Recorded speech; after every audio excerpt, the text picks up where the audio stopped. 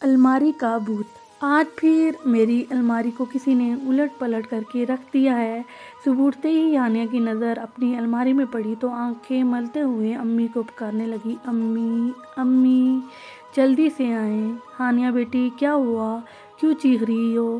امی جان میری الماری کا حال دیکھیں کیا ہوا ہے، اس میں اتنا چیخنے کی کیا بات ہے، ناشتہ کر کے ٹھیک کر لینا۔ لیکن امی یہ کون کرتا ہے، میری چاکلیٹس اور چپس بھی غائب ہے جو میں نے چھپا کر رکھی تھی۔ ہانیہ بیٹی ممکن ہے سونے سے پہلے نیند کی حالت میں تم نے کچھ نکالنے کے لیے ایسا کیا ہو، پھر تمہیں صبح اٹھنے کے بعد کچھ یاد نہ رہا ہو۔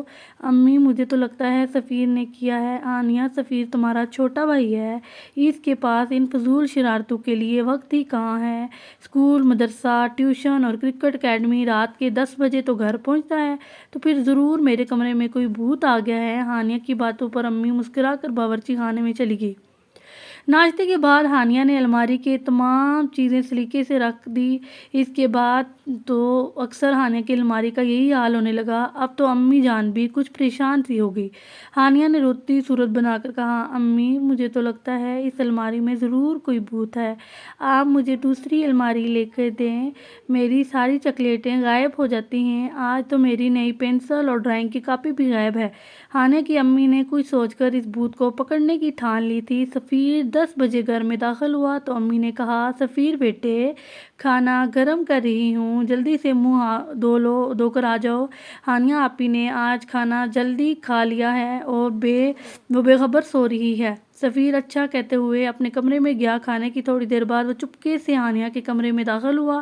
ہانیہ گہری نیند سو رہی تھی۔ سفیر مسکراتے ہوئے سوتی ہوئی ہانیہ کو دیکھ کر الماری کی طرف بڑھا اور آہستہ سے الماری کھولی، کپڑوں کو الٹ پلٹ کر کے کچھ تلاش کرنے لگا، ساتھ ہی زیر لب کہتا جا رہا تھا، آپی کی بچی ساری چیزیں کھا لی، کچھ بھی نہیں رکھا۔ پھر مسکرایا، ہاں مل گیا، واہ مزیدار نمکو۔ اس نے جلدی سے پیکٹ کو جیب میں ڈالا، سب چیزیں بے ترتیب چھوڑ کر جیسے ہی کمرے سے باہر نکلا امی جان کو سامنے کھڑا پایا، اچھا تو یہ تم ہو الماری کے بھوت۔ سفیر کتنی بری بات ہے، میں نے تمہیں اتنا مصروف رکھا ہے تاکہ بری صحبت سے بچے رہو، لیکن تم بہن کو تنگ کرنے سے باز نہیں آتے۔ سفیر نے شرمندہ ہوتے ہوئے کہا، معاف کر دیں امی جان، میں آئندہ نہیں کروں گا، میں ہانیہ آپی سے بھی معذرت کر لوں گا، ہانیہ سے کچھ مت کہیے گا۔ ہانیہ نے صبح اٹھ کر اپنی الماری کی یہ حالت دیکھی تو پھر چیخنے لگی۔